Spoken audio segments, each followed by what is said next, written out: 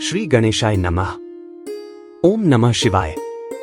आप सुन रहे हैं शिव पुराण उमा संहिता के 41वें अध्याय से 51वें अध्याय तक। आप सुनेंगे इस एपिसोड में 7 व्याध पुत्र, पितरों का प्रभाव, आचार्य पूजन का नियम, व्यास जी का जन्म, मधुकैटभवध एवं महाकाली वर्णन, महालक्ष्मी अवतार, धूम्रलोचन, चंडमुंड और रक्तबीज का वध, सरस्वती का प्राकट्य, उमा की उत्पत्ति, शताक्षी अवतार वर्णन, क्रिया योग वर्णन।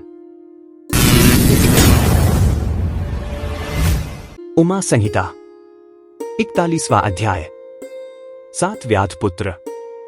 सनत कुमार जी बोले, हे मार्कंडेय जी, स्वर्ग में पितरों के 7 गण हैं, जिनमें 4 मूर्त और 3 अमूर्त हैं। आद्य देवता एवं ब्राह्मण उनका भजन करते हैं। वे अपने योग से सोम को तृप्त कराते हैं, इसलिए श्राद्धों में ब्राह्मणों को भोजन कराकर उन्हें दान दक्षिणा दी जाती है। श्राद्धों में अग्नि, यम व सोम का आह्वान करें। जो मनुष्य श्राद्धों में पितृ तृप्ति करते हैं, उन्हें प्रसन्न होकर पितर पुष्टि, आरोग्य एवं वृद्धि प्रदान करते हैं। एक बार की बात है, भारद्वाज ऋषि के ब्राह्मण पुत्र वाग्दुष्ट, क्रोधन, हिंस्र, पिशुन, काव, स्वसृष, पितृवर्ती आदि दुराचारी हो गए। उनके पिता की मृत्यु हो गई। वे विश्वामित्र के पुत्र मुनि गर्ग के शिष्य बनकर उनके आश्रम में रहने लगे। एक दिन रास्ते में उन कुबुद्धि बालकों ने गाय को मार दिया और आश्रम आकर गुरुजी से झूठ बोल दिया कि गाय को शेर उठाकर ले गया है। इस कारण उन्हें गौहत्या का पाप लगा और उनका जन्म एक लुब्धक के घर में हुआ। वे वन वन फिरते रहे। ज्ञान प्राप्त होने पर उन्होंने तपस्वियों के यहाँ भोजन करके प्राणों को त्याग दिया। तत्पश्चात उन्होंने चक्रवाक्योनि में जन्म पाया। पक्षी योनि में नीप देश के राजा और रानी के सुखी जीवन को देखकर उन्होंने विचार किया कि जरूर पुण्य कर्म किए होंगे, जिसके कारण उन्हें सुख और सौभाग्य की प्राप्ति हुई। तभी वहां पर सुमना पक्षी आया और प्रसन्न होकर बोला, हे पक्षियों, अगली योनि में तुम कांपिल्य नगरी के राजा बनोगे। तब तुम्हारा शाप निवृत्त हो जाएगा। तुम्हें ये सब पितरों की कृपा से प्राप्त होगा, क्योंकि तुमने गौप्रोक्षण करके उसे पितरों को भी अर्पित किया था। उमा संहिता 42वां अध्याय। पितरों का प्रभाव। भीष्म पितामह बोले, हे मार्कंडेय जी, आगे की कथा भी मुझ पर कृपा करके मुझे सुनाइए। तब उनकी जिज्ञासा शांत करने के लिए मार्कंडेय जी बोले, तब उन 7 पक्षियों ने खाना पीना सब छोड़ दिया। वे सिर्फ जल और वायु ही ग्रहण करते थे। उधर राजा रानी भी अपने राज्य में चले गए। वहां जाकर राजा ने अपना राज्य अपने पुत्र अनूप को सौंप दिया। स्वयं राजा रानी को साथ लेकर पुनः उसी वन में आकर साधारण मुनियों वाला जीवन जीने लगा। धीरे धीरे उन 7 पक्षियों का शरीर क्षीण होने लगा। कुछ समय बाद वे मृत्यु को प्राप्त हुए। दूसरा जन्म उन्हें कांपिल्य नगरी में प्राप्त हुआ। उनमें से एक का नाम ब्रह्मदत्त हुआ। वह पाप रहित हो गया और उसे राजा ने अपना सारा राजपाट सौंप दिया एवं स्वयं परम गति प्राप्त की। 2 अन्य पंचाल एवं पुंडरीक मंदिर के पुजारी बने। बचे हुए 4 पक्षियों का जन्म एक दरिद्र ब्राह्मण परिवार में हुआ। वे चारों वेदों और शास्त्रों के ज्ञाता थे। भगवान शिव में भक्ति थी। उनके चरणों की भक्ति में उन्होंने मुक्ति एवं ज्ञान प्राप्त कर उनकी असीम श्रद्धा शिवलोक प्राप्त किया। उमा संहिता 43वां अध्याय। आचार्य पूजन का नियम। शौनक जी बोले, हे सूत जी, अब आप मुझ पर कृपा करके मुझे आचार्य के पूजन की उत्तम विधि बताइए। साथ ही ग्रंथ सुनने के बाद मनुष्यगण के कर्तव्य के बारे में भी विस्तार से बताइए। शौनक जी की प्रार्थना सुनकर सूत जी ने बताना प्रारंभ किया। सूत जी बोले, हे मुनिवर, किसी को भी शिव पुराण एवं महाग्रंथ सुनने के पश्चात आचार्य का पूजन करना अति आवश्यक माना गया है। आचार्य का श्रद्धा भाव से पूजन करने के पश्चात उसे सामर्थ्य के अनुसार दान अवश्य ही देना चाहिए। शिव पुराण का श्रवण करने के पश्चात त्रिलोकीनाथ भगवान शिव का पूजन करके ब्राह्मण आचार्य को बछड़े वाली गाय का दान करें। जिस स्वर्ण के आसन पर पुराण को स्थापित करें, उसे भी विनम्रतापूर्वक आचार्य को समर्पित करें। इस प्रकार वह बंधन मुक्त हो जाता है। पुराण वक्ता को महात्मा माना जाता है। उन्हें राज्य, घोड़ा, हाथी, गांव आदि उत्तम एवं उपयुक्त वस्तुएं तथा शक्ति और सामर्थ्य के अनुसार दान देने से कल्याण होता है। इस पवित्र शिव पुराण नामक ग्रंथ को सुनने से समस्त अभीष्ट फलों की प्राप्ति होती है। उमा संहिता 44वां अध्याय। व्यास जी का जन्म। शौनक जी बोले, हे सूत जी, आप मुझे मुनि वेद व्यास के जन्म की कथा सुनाइए। तब शौनक जी के प्रश्न का उत्तर देते हुए सूत जी बोले, हे शौनक जी, एक दिन की बात है, पराशर जी तीर्थ यात्रा करते हुए यमुना तट पर आए। उस समय मल्लाह भोजन कर रहा था, इसलिए उसने अपनी पुत्री मत्स्यगंधा को उन्हें नाव द्वारा यमुना पार कराने का आदेश दिया। मत्स्यगंधा पराशर जी को नाव से यमुना पार ले जा रही थी। उसकी सुंदरता देखकर पराशर जी उस पर मोहित हो गए। जैसे ही उन्होंने यमुना पार की, पराशर मुनि ने उसका हाथ पकड़ लिया।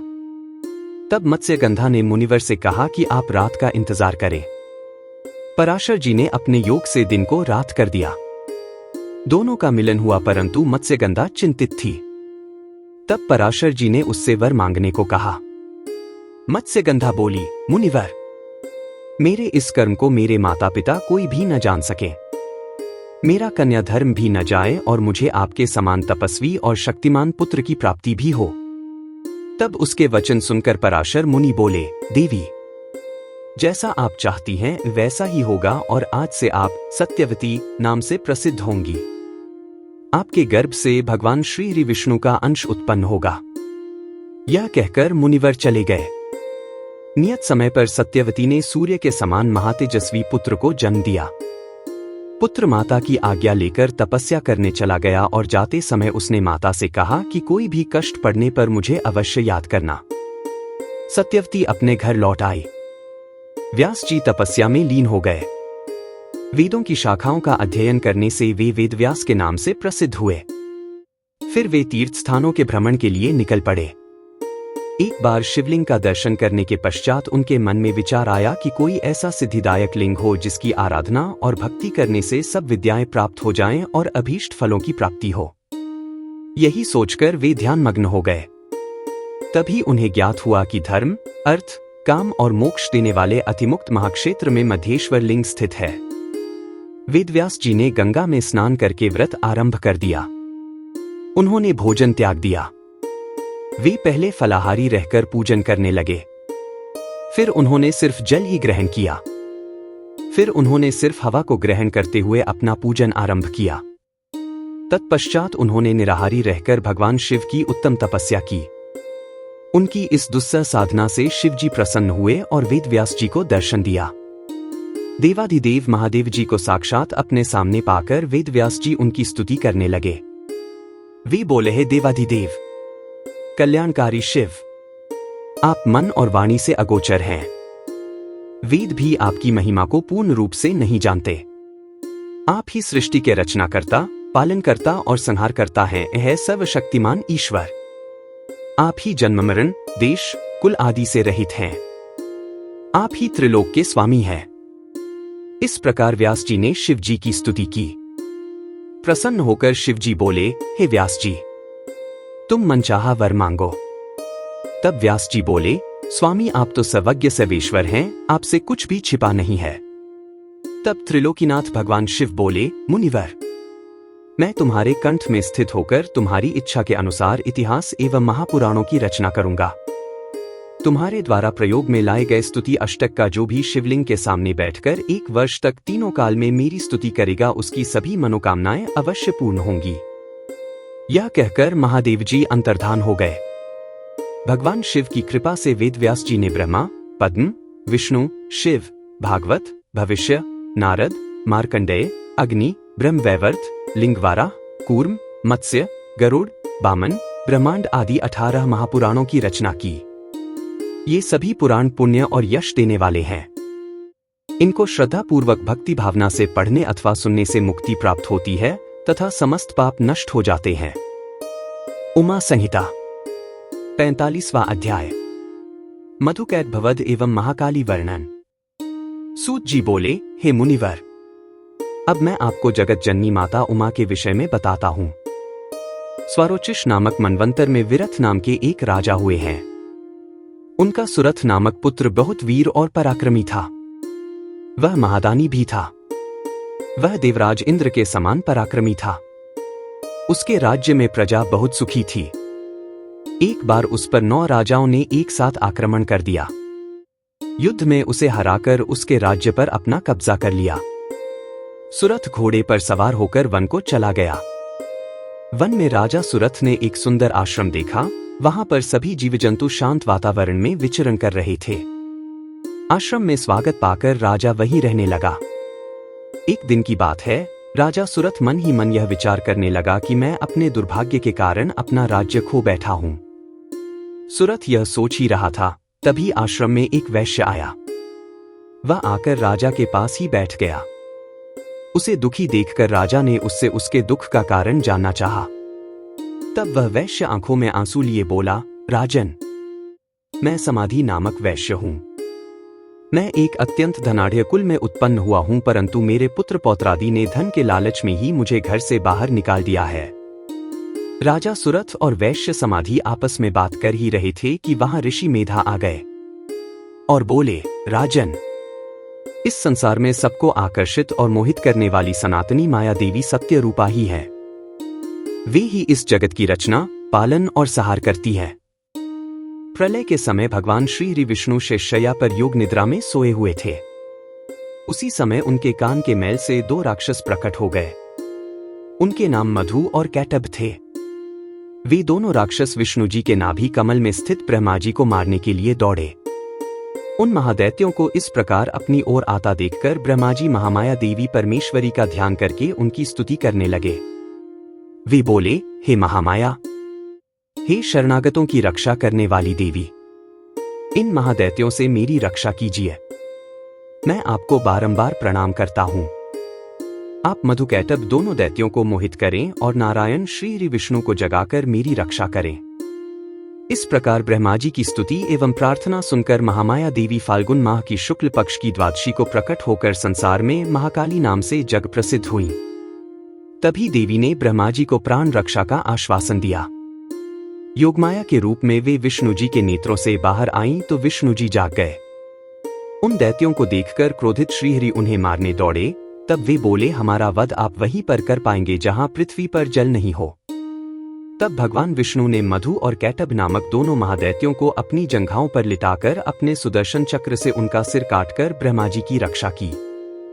उमा संहिता 46वां अध्याय। महालक्ष्मी अवतार। ऋषि बोले, दैत्यों के कुल में जन्मे महादैत्य रंभासुर का महिषासुर नामक पुत्र महावीर और पराक्रमी था। उसने समस्त देवताओं को युद्ध में परास्त करके स्वर्ग पर अपना अधिकार स्थापित कर लिया। तब सभी देवता दुखी होकर ब्रह्मा जी और विष्णु जी को अपने साथ लेकर भगवान शिव के पास पहुंचे। उन्होंने भगवान शिव को सारी बातें विस्तार पूर्वक सुनाई। सारी कथा सुनने के उपरांत क्रोधित भगवान शिव की आंखों और मुख से एक दिव्य तेज उत्पन्न हुआ। उस तेज में सब देवताओं ने अपना अपना तेज मिलाया, जिससे देवी महामाया जगदम्बा का प्रादुर्भाव हुआ। उन्हें देखकर देवताओं की प्रसन्नता की कोई सीमा न रही। सबने देवी को अनेक आयुध एवं आभूषण भेंट किए। ब्रह्मा जी, विष्णु और शिवजी सहित समस्त देवताओं की अनेकों शक्तियां ग्रहण करने के पश्चात देवी ने जोर का अट्टहास और गर्जना की। देवी की गर्जना से धरती, आकाश और पाताल गूंज गए। उस गर्जना को सुनकर देव शत्रु दैत्यों ने अपने अपने हथियार उठा लिए। देखते ही देखते देवी जगदम्बा दैत्यों से युद्ध करने पहुंच गईं। दैत्यों और देवी के बीच घोर संग्राम होने लगा। देवी जगदम्बा ने शूल, शक्ति, तुमर आदि शस्त्रों से लाखों दैत्यों का विनाश कर दिया। पराक्रमी देवी को देखकर दैत्य सेना भयभीत होकर इधर उधर भागने लगी। तब महिषासुर ने आकर देवी जगदम्बा को ललकारा। उसने तलवार लेकर देवी के वाहन सिंह पर आक्रमण कर दिया। अपने सिंह पर आई इस विपत्ति को देखकर देवी ने अपना पाश महिषासुर पर फेंका। अपनी ओर आते पाश को देखकर महिषासुर ने महिष का रूप त्याग कर सिंह का रूप धारण कर लिया। देवी जगदम्बा ने यह देखकर झपट कर उसका सिर धड़ से अलग कर दिया, परंतु महिषासुर फिर भी न मरा और रूप बदल बदल कर देवी से युद्ध करने लगा और उनके सिंह को परेशान करने लगा। इस प्रकार देवी और महिषासुर का युद्ध बहुत लंबे समय तक चलता रहा। उनके इस भयानक युद्ध से पूरा त्रिलोक कांप उठा। सारे जीव जंतु दुखी हो गए। तब देवी उछलकर महिषासुर पर चढ़ गईं। उन्होंने अपने पैरों से महिषासुर को कुचल दिया और अपने त्रिशूल से उसकी जिह्वा काट दी। इस प्रकार देवी जगदम्बा ने महिषासुर का वध कर त्रिलोक को उसके आतंक से मुक्ति दिलाई। सभी देवता हर्षित होकर देवी की स्तुति करने लगे। सारी दिशाओं से पुष्प वर्षा होने लगी। उमा संहिता 47वां अध्याय। धूम्रलोचन, चंडमुंड और रक्तबीज का वध। ऋषि बोले, शुंभ और निशुंभ नामक दोनों पराक्रमी दैत्यों ने अपने अत्याचारों से पूरे चराचर जगत को दुखी कर दिया। सभी जीव जंतु, मनुष्यगण एवं देवता उसके अत्याचारों से परेशान हो चुके थे।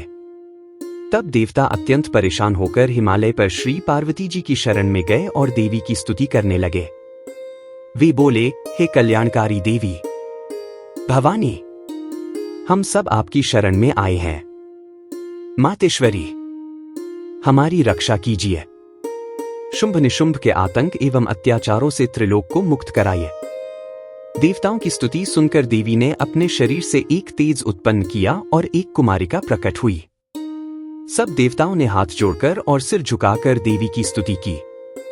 तब पार्वती जी बोली, देवगण, मेरे कोष से निकलने के कारण ये कौशिकी नाम से प्रसिद्ध होंगी और मातंगी नाम से जग प्रसिद्ध होंगी। यह कहकर देवी अंतर्धान हो गईं और देवता अपने स्थान को लौट गए। देवी कौशिकी वहीं हिमालय की गुफा में रहने लगीं। एक दिन शुंभ निशुंभ के सेवकों ने उन्हें देख लिया। तब उन्होंने जाकर शुंभ निशुंभ से उनके रूप सौंदर्य की प्रशंसा की और कहा कि वह तो नारियों में रत्न है, उसे आपके महल की शोभा बढ़ानी चाहिए। तब देवी की प्रशंसा सुनकर शुंभ निशुंभ ने अपना दूत वहां भेजा। तब दूत ने जाकर देवी से कहा, मेरे स्वामी शुंभ निशुंभ आपके रूप की प्रशंसा सुनकर आपसे विवाह करना चाहते हैं। उन्होंने विवाह का प्रस्ताव लेकर ही मुझे यहां पर भेजा है। दूत की बात सुनकर देवी बोली, दूत, जाकर तुम अपने स्वामियों से कहो कि मैंने यह प्रतिज्ञा कर रखी है कि जो भी मुझे युद्ध में परास्त कर देगा मैं उसी से विवाह करूंगी। अपने स्वामियों से कहो आकर मुझसे युद्ध करें और मुझे हराकर मुझे अपने साथ ले जाएं। दूत ने शुंभ निशुंभ को सारी बातों से अवगत कराया। सारी बातें सुनकर शुंभ और निशुंभ क्रोधित हो गए। उन्होंने अपने सेनापति धूम्रलोचन को आदेश दिया कि तुम उस नारी को यहां लेकर आओ। यदि वह प्यार से न आए तो जबरदस्ती उसे उठा लाना। अपने स्वामी की आज्ञा पाकर धूम्रलोचन हिमालय पर्वत पर देवी को लेने पहुंचा। जब देवी कौशिकी ने चलने से मना किया तो वह देवी पर शस्त्र लेकर झपटा। देवी ने उसे भस्म कर दिया और सिंह ने दैत्य सेना को तितर बितर कर दिया। जब शुंभ निशुंभ को धूम्रलोचन के मारे जाने का समाचार मिला तो वे गुस्से से भर गए। उन्होंने चंडमुंड और रक्तबीज को देवी को लाने वहां भेजा और आदेश दिया कि यदि वह न आए तो उसका वध कर देना। वे दैत्य देवी के पास गए और बोले, सुंदरी, तुम प्रेमपूर्वक शुंभ निशुंभ में से किसी को भी अपना पति बना लो और खुशी से राज्य करो। यह सुनकर देवी बोली, हे दैत्यो, मैं तो सूक्ष्म प्रकृति हूं। ब्रह्मा, विष्णु सहित सभी देवता मेरी आराधना और स्तुति करते हैं। यदि तुम में शक्ति है तो मुझे युद्ध में हराकर जहां चाहो ले जा सकते हो। देवी, यदि आप ऐसा ही चाहती हैं तो ठीक है। यह कहकर दैत्यों ने देवी पर बाणों की वर्षा करनी शुरू कर दी। तब क्रोधित देवी ने अपने खड्ग से चंडमुंड और रक्तबीज का वध कर दिया। उमा संहिता 48वां अध्याय। सरस्वती का प्राकट्य।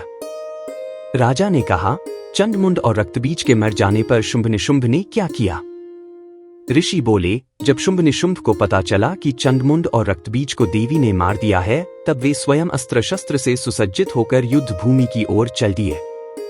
जब देवी कौशिकी ने देखा कि शुंभ और निशुंभ अपनी सेना के साथ युद्ध करने आ रहे हैं तो उन्होंने घंटा बजा दिया। इस ध्वनि को सुनकर देवी का सिंह गर्जना करने लगा। देवी ने भी धनुष हाथों में लेकर बाणों की वर्षा आरंभ कर दी। जब शुंभ और निशुंभ ने देवी कौशिकी के अद्भुत रूप सौंदर्य को देखा तब देवी को देखकर वे बोले, हे सुंदरी, आप इस कोमल शरीर के साथ युद्ध करेंगी? उनकी बात सुनकर देवी ने अत्यंत क्रोधित होकर बाण, त्रिशूल एवं परशु से एक साथ उन पर आक्रमण आरंभ कर दिया। देखते ही देखते युद्ध क्षेत्र में रक्त की नदियां बह निकली। दैत्य सेना देवी के प्रहारों के सम्मुख फीकी पड़ने लगी। दैत्य इधर उधर भागने लगे। अपनी विशाल सेना को इस प्रकार भयभीत होकर इधर उधर भागते हुए देखकर निशुंभ देवी के सम्मुख जाकर बोला, देवी, यदि युद्ध करना ही है तो मुझसे करो, बेचारे सिपाहियों को क्यों मार रही हो? यह कहकर निशुंभ ने देवी पर बाण वर्षा शुरू कर दी। देवी ने भी उत्तर में बाण वर्षा आरंभ कर दी। उन्होंने अपने बाणों से निशुंभ के सभी अस्त्र शस्त्र काट दिए। तब उन्होंने विष बुझे बाणों से निशुंभ को मार गिराया। अपने भाई निशुंभ को इस प्रकार देवी के हाथों मरते देखकर शुंभ स्वयं देवी से युद्ध करने आगे आया। उसे सामने देखकर चंडिका देवी ने भयानक अट्टहास किया, जिसे सुनकर दैत्य सेना भयभीत हो गई। तब शुंभ ने प्रज्वलित शक्ति से देवी पर आक्रमण किया। देवी ने अपने बाणों से उसके टुकड़े टुकड़े कर दिए और हाथ में त्रिशूल लेकर उसे शुंभ की छाती में घोंप दिया। तत्पश्चात घायल शुंभ देवी को मारने के लिए दौड़ा, परंतु देवी ने चक्र से उसका सिर काट दिया। यह देखकर अन्य दैत्य पाताल लोक को चले गए। उमा संहिता 49वां अध्याय। उमा की उत्पत्ति। ऋषियों ने पूछा, हे सूत जी, अब आप हमसे देवी उमा के अवतार एवं प्रादुर्भाव की कथा का वर्णन कीजिए। तब ऋषियों के प्रश्न का उत्तर देते हुए सूत जी बोले, एक बार की बात है, देवताओं की युद्ध में विजय हुई। विजयी होकर देवताओं को बहुत घमंड हो गया और वे अपनी बहादुरी की बहुत प्रशंसा करने लगे। तभी एक कूप के रूप में तेज प्रकट हो गया। उस तेज को एकाएक देखकर देवता घबरा गए। देवराज इंद्र ने उस तेज की परीक्षा लेने के लिए सर्वप्रथम वायुदेव को वहां भेजा। वायुदेव उस तेज की परीक्षा लेने के लिए वहां पहुंचे। उन्होंने तेज के पास जाकर पूछा, तू कौन है? तब तेज ने भी यही प्रश्न वायु से किया।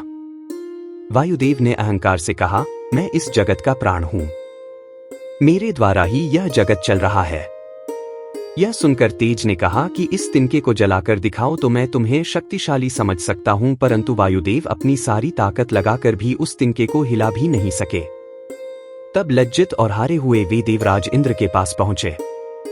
देवराज इंद्र को जब यह सब बातें ज्ञात हुईं तो उन्होंने एक एक करके सब देवताओं को उस तेज की परीक्षा लेने के लिए भेजा, लेकिन सभी देवता परास्त होकर वापस आ गए। तब स्वयं इंद्र उस दिव्य तेज की परीक्षा लेने के लिए गए। जैसे ही इंद्र उस स्थान पर पहुंचे वह तेज अंतर्धान हो गया। यह देखकर देवेंद्र आश्चर्यचकित रह गए। तब उस तेज को दिव्य और शक्तिशाली जानकर मन ही मन इंद्र उनकी स्तुति करने लगे। और इंद्र बोले, मैं आपकी शरण में आया हूं, कृपा कर मुझे दर्शन दो। चैत्र मास के शुक्ल पक्ष की नवमी के मध्याह्न का समय देवी उमा ने प्रकट होकर देवराज इंद्र को दर्शन दिए। देवी उमा बोली, हे देवराज इंद्र, ब्रह्मा, विष्णु और शिव भी मेरी स्तुति करते हैं। अन्य देवता भी मुझे पूजते हैं। मैं परम ब्रह्म प्रणव स्वरूप देवी हूं। मेरी ही कृपा से तुम्हें विजयश्री प्राप्त हुई है। इसलिए अपने अभिमान और घमंड को त्याग कर मेरा स्मरण करो। यह कहकर देवी शांत हो गई। यह सुनकर देवताओं ने देवी उमा की स्तुति करनी आरंभ कर दी। देवता बोले, हे महामाया, हे जगदम्बा, आप हमें क्षमा करें। हम दोनों हाथ जोड़कर आपकी शरण में आए हैं। हमसे जो गलती हो गई है उसे भूलकर हम पर अपनी कृपा दृष्टि रखें। यह कहकर देवता देवी मां की स्तुति करने लगे। उमा संहिता 50वां अध्याय। शताक्षी अवतार वर्णन।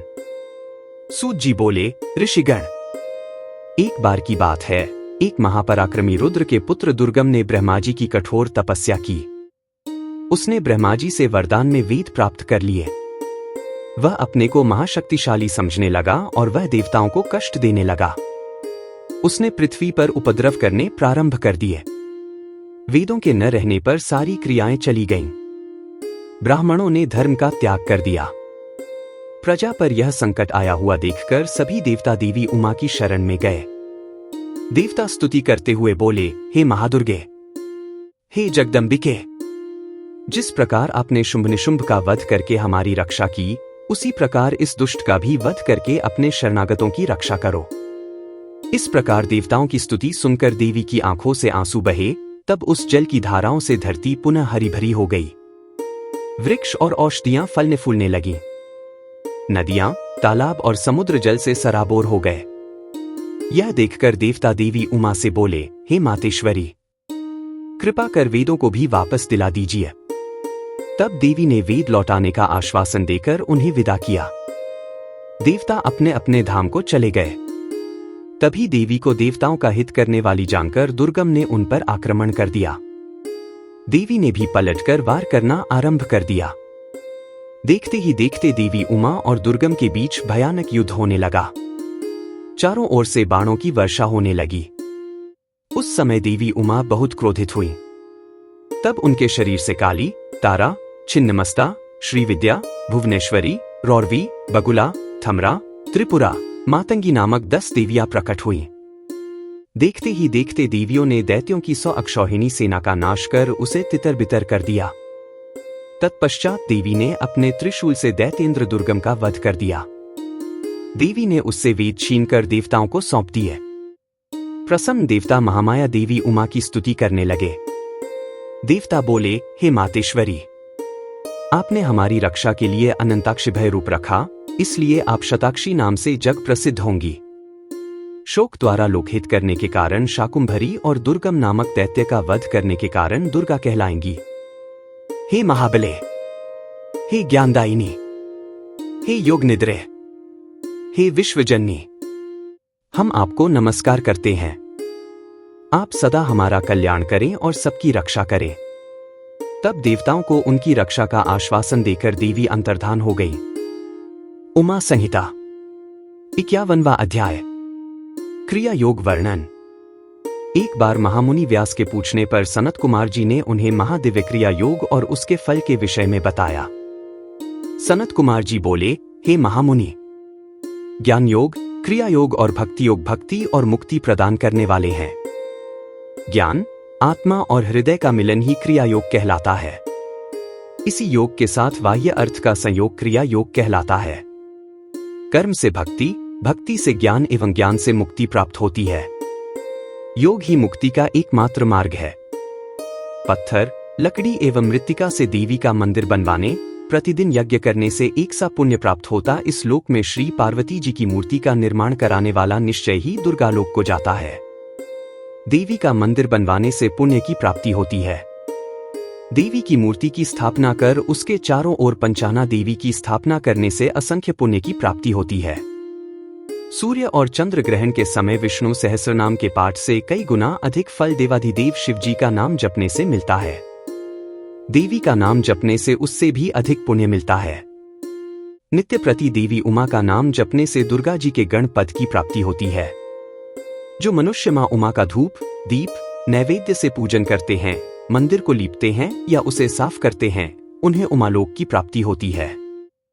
कृष्ण पक्ष की अष्टमी, नवमी तिथि को श्री सूक्त, देवी सूक्त आदि का पाठ कर देवी पर पुष्प अर्पित किए जाते हैं। देवी को कमल का पुष्प या सोना, चांदी अर्पित करने से परम गति की प्राप्ति होती है। चैत्र शुक्ला तृतीया को मां उमा का व्रत करने से जीवन मरण के चक्र के बंधनों से मुक्ति मिल जाती है। वैशाख माह के शुक्ल पक्ष की तृतीय तिथि को अक्षय तृतीया नाम से जाना जाता है और इस दिन रथोत्सव मनाना चाहिए। देवी की मूर्ति स्थापित करके देवी का पूजन करने के पश्चात उनसे प्रार्थना करें, हे देवी, आप हमारा पालन करने वाली है, हम पर प्रसन्न हों और हमारे पूजन को स्वीकार करें। हमें इस लोक में सुख देकर अपना धाम प्रदान करें।